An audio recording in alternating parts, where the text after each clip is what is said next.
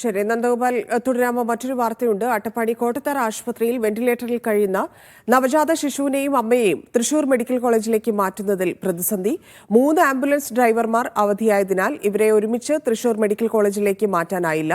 2 ആംബുലൻസുകൾ ഉണ്ടെങ്കിലും ഒരു ഡ്രൈവർ മാത്രമാണ് ഡ്യൂട്ടിയിലുള്ളത്. എന്നാൽ ഒരേ സമയം അമ്മയെയും കുഞ്ഞിനെയും ഒരു ആംബുലൻസിൽ കൊണ്ടുപോകാൻ ആകില്ല.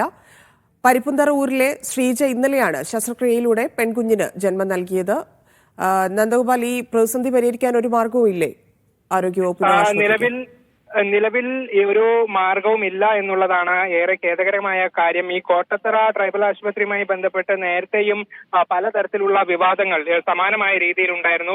കുറച്ചു മുൻപ് ഒരു അപകടം പറ്റിയ വ്യക്തിയെ ആശുപത്രിയിൽ നിന്നും മാറ്റുന്നതിന് വേണ്ടി ആംബുലൻസ് ഇല്ലാതെ പോയതൊക്കെ വലിയ വാർത്തയായിട്ടുണ്ടായിരുന്നു. സമാനമായ രീതിയിലാണ് ഇപ്പോൾ ഈ ഒരു പ്രശ്നം ഉണ്ടായിരിക്കുന്നത്. 3 ഡ്രൈവർമാർ അവധിയായതിനാലാണ് ഗുരുതരമായി ചികിത്സയിൽ കഴിയുന്ന അമ്മയെയും കുഞ്ഞിനെയും ഒരേ സമയം ഈ ആശുപത്രിയിൽ നിന്നും തൃശൂർ മെഡിക്കൽ കോളേജിലേക്ക് മാറ്റാൻ സാധിക്കാത്ത ഒരു അവസ്ഥയുള്ളത്. പരിപ്പുന്തറ ഊരിലെ ശ്രീജ ഇന്നലെയാണ് ഈ ശസ്ത്രക്രിയയിലൂടെ പെൺകുഞ്ഞിന് ജന്മം നൽകിയത്. പക്ഷേ കുഞ്ഞിന്റെ ആരോഗ്യനില വഷളായതോടെ വെന്റിലേറ്ററിലേക്ക് മാറ്റുകയായിരുന്നു.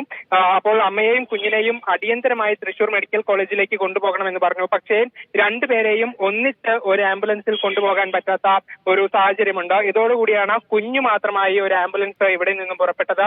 ഈ ആംബുലൻസ് ഇപ്പോഴും മണ്ണാർക്കാട് പിന്നിട്ടിട്ടില്ല എന്നുള്ളതാണ് നമുക്ക് മനസ്സിലാക്കാൻ സാധിക്കുന്നത്. ഇതേ ആംബുലൻസ് തിരിച്ചു വന്നിട്ട് വേണം ഈ അമ്മയെ ഇവിടെ നിന്നും കൊണ്ടുപോകാനുള്ളത് എന്നതാണ് നിലവിലെ സാഹചര്യം. ഏതായാലും മറ്റൊരു ആംബുലൻസ് എത്തിക്കാൻ വേണ്ടിയുള്ള നടപടികളെ കുറിച്ച് ആലോചിക്കുന്നുണ്ട് എന്നുള്ളതും നമ്മൾ അറിയുന്നുണ്ട്. പക്ഷേ നിലവിൽ അതിൽ കാര്യമായ ഒരു പുരോഗതിയൊന്നും തന്നെ ഉണ്ടായിട്ടില്ല. ഇപ്പോഴും ഈ അമ്മ ഇവിടെ ഈ ആശുപത്രിയിൽ തന്നെ തുടരുകയാണ്.